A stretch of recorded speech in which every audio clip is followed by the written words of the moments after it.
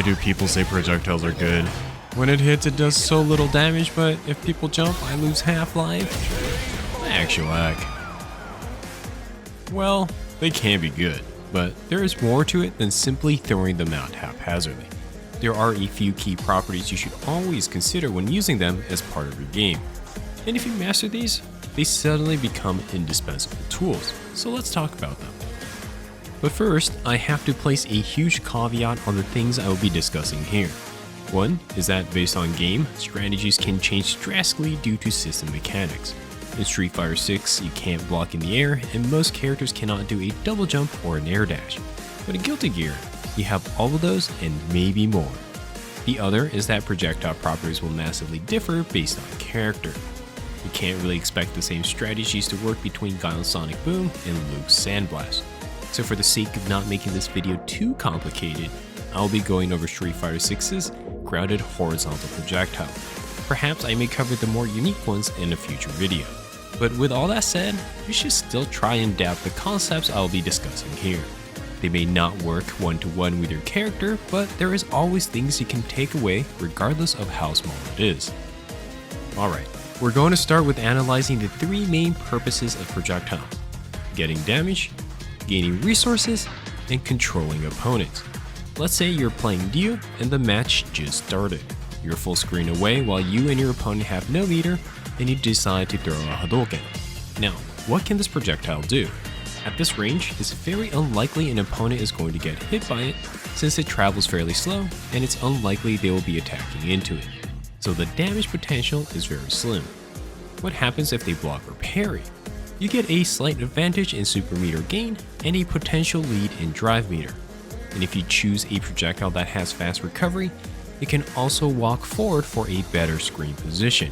So the potential resource gain is pretty good. What happens if the opponent decides to jump forward? This will depend on jump timing, but even if the opponent predicts the Hadouken, you are safe from most jump normals. You might lose some ground, but it's not world ending. If we sum this all up, in most situations, resource gain should be the main focus when throwing out this type of projectile at full screen.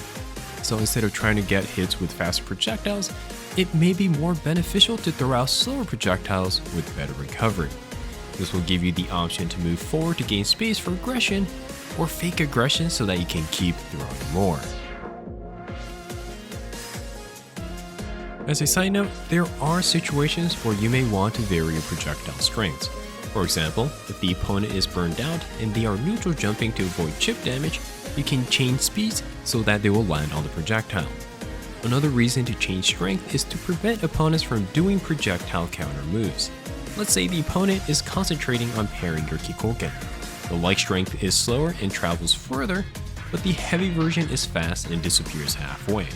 If the opponent tries to parry a heavy version while standing at light Kikoken range, they will waste their drive gauge from a failed parry. Let's now move a bit closer to where an opponent can reach you with a forward jump, but a bit too far to hit with standard normals. This is where I call the danger zone.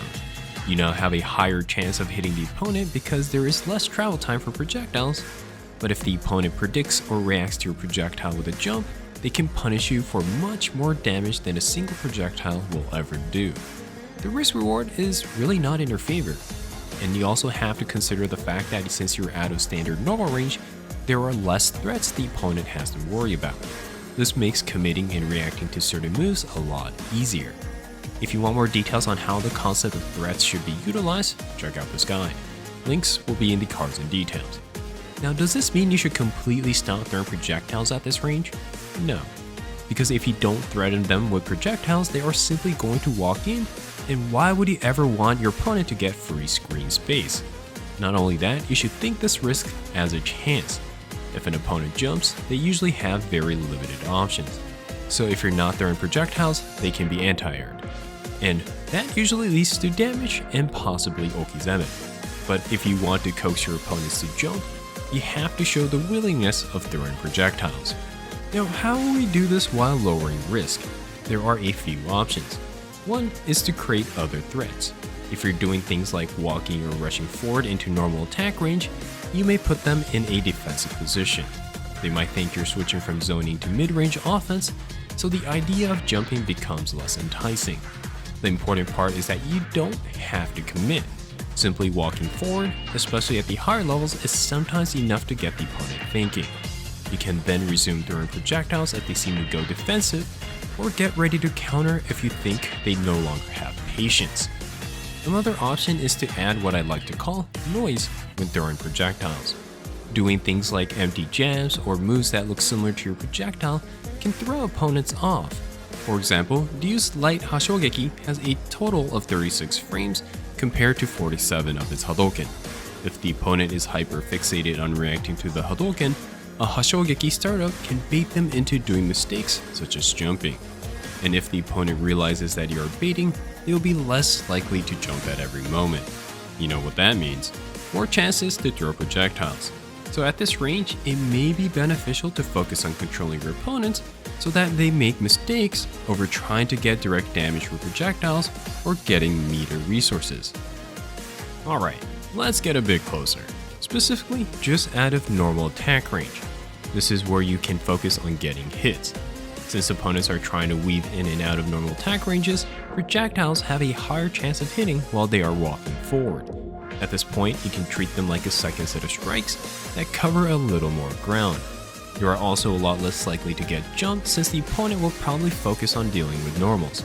So at this range, doing fast moving projectiles like heavy or overdrive Hadouken may be more effective. Now obviously, this template may change drastically based on what kind of projectile your character has and your opponent's moveset. Characters like Chun-Li has a very floaty jump, so you may be able to take more risks and do more effective baits. I would probably lessen the amount of projectiles at mid-range against characters like Blanca, since he has an incredibly easy and effective slide that goes under projectiles. And perhaps completely avoid doing full screen projectiles against the modern Kami player with Super R3 available. So make sure to adjust accordingly. Regardless, having a clear map of what you want to gain in certain situations will help you choose what kind of projectile you should do and when to execute them. Hope that helped. Let me know in the comments if you have any questions. If you like this video, consider subscribing to this channel and supporting me on Patreon. You get cool perks like early access. I also have plenty of other tutorial videos, so check out the playlist. Alright, until next time, have fun with fighting games.